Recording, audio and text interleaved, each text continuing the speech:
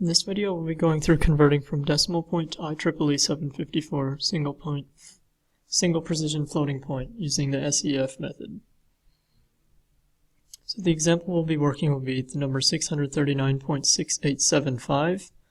The first step, of course, is to convert this number to binary, and we'll do this separating the left-hand side and the right-hand side of the decimal point. So for the left-hand side of the decimal point, you want to divide the number by 2, the standard way of doing it, and then write the remainder until you've exhausted all possible cases, then write it backwards from the bottom of your remainder to the top.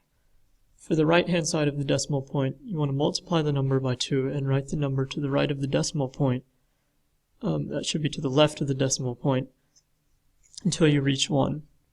And then write this number from the top to the bottom, and we'll show an example on the next slide. And you have to make sure you put a decimal point, even in the binary form, between the two calculations, so that you know exactly which side is which. So first, for the left-hand side, the integer part of the whole number, you want to divide each side by 2, each number by 2, and then take the remainder. So you have 639 divided by 2 is 319, remainder 1. 319 divided by 2, 159, remainder 1. 159 divided by 2, 79, remainder 1. You'll do that all the way to the bottom until you reach 0, or until you reach the last case, and then you'll write it from the bottom up, and then here's your answer to that is 10011111111, so on and so forth until the decimal point.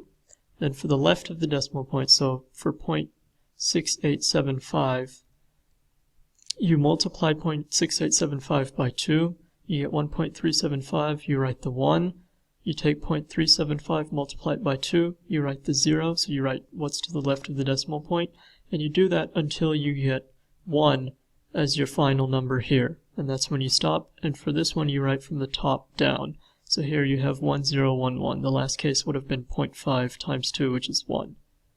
And so that's how you convert this number to binary.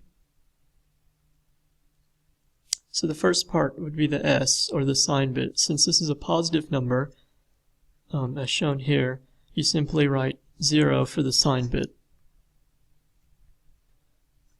To find the bias, to find the exponent, first normalize the binary form. So we have it in this form, and we need to normalize it. That means we need to have only one value to the left of the decimal point. And so we move this decimal point all the way down here, and rewrite this as this number times 2 to the 9th power. To find the exponent, you add this 9 to the bias, 127, to get 136, and then you convert that to binary.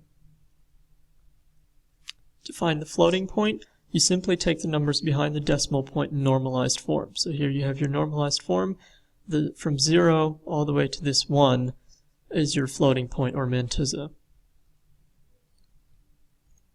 And then your final answer, you put everything together. You have your sign bit here, you have your exponent bit, and then your floating point. That's why this is called the SEF method.